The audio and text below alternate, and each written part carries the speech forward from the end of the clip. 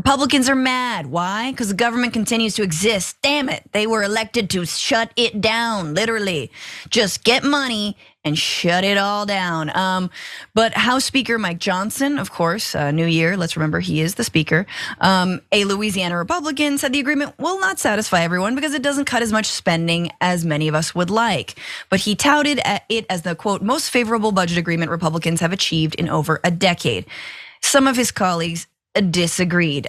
Representative Matt Rosendale said, unfortunately, there are only microscopic concessions made by the DC cartel in this new spending deal compared to the hundreds of billions of dollars it is costing Americans from illegals crossing our border and the imminent national security threat it presents. Yes, that's where our money is being wasted, the border. Weren't you the guys who wanted to send more money to the border? Isn't that what's going on? Yeah, in fact, that's why they're pissed, because all of the border funding was not attached to this new sort of continuing agreement to fund the government. The House Freedom Caucus tweeted, "It's even worse than we thought. Don't believe the spin. Once you break through typical Washington math, the true total programmatic spending level is 1.658 trillion, not the 1.59. This is a total failure. You don't care.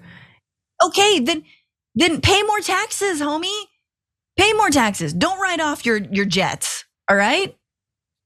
While they were arguing, congressional leadership is trying to obscure the actual spending numbers with side deals and accounting tricks. That's what they're saying.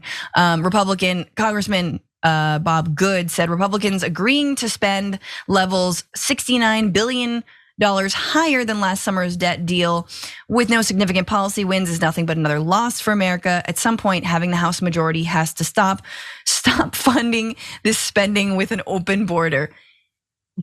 Yeah, but they got it passed. Do you know what I'm saying? They did it. They did what Kevin McCarthy couldn't do. They did what clearly Jim Jordan or Steve Scalise or any of the other, hoodless Klansmen couldn't do. He did it. Yeah, he's a psycho who went to the border over the holidays and got mad at women trying to seek a better life for their families and escaping cartel violence. But yeah, Ray, before I kick it to you, I think if there's one graph that needs to open 2024, it is ProPublica right here showing you the deficit, the debt the Republicans keep on railing about and who increased it and by how much. So here you see Obama, you got the debt slowly going up, which it does, of course.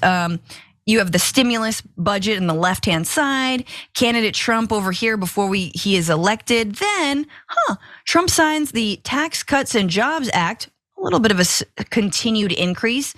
And then the COVID-19 pandemic, and boom, there is a massive increase in the debt. But honestly, I would argue, who knows? I don't know how to read exactly. I don't know how to read graphs, guys. I don't know what lines mean, but here's the thing. It went up dramatically under Trump. And yes, it had to do with the amount of spending that we did under COVID-19, which BT dubs, remember who disproportionately got PPP loans. It was middle and upper class people. It was business owners it was millionaires and billionaires who don't have to pay it back. Meanwhile, you and I, student loan debt.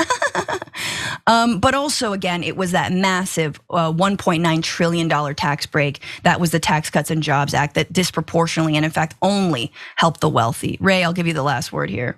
I'll just say it's funny to see these Republicans crying out, lashing out about this deal because they were really coming into this negotiation from a place of extreme weakness. The turmoil that the Republican caucus in the House has gone through in the past year is hysterical, but also has significantly weakened their ability to negotiate this budget. So they are crying about not getting a better deal.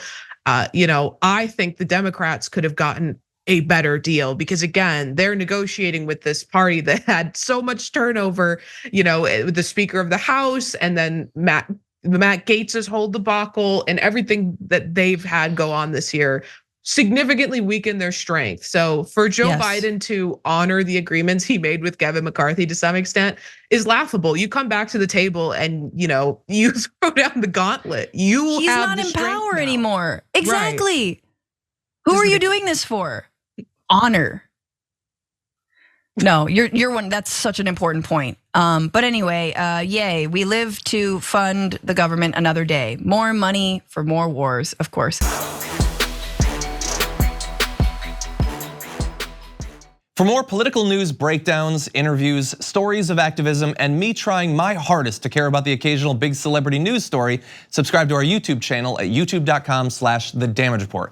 And you can ring the bell wherever it is so you don't miss anything.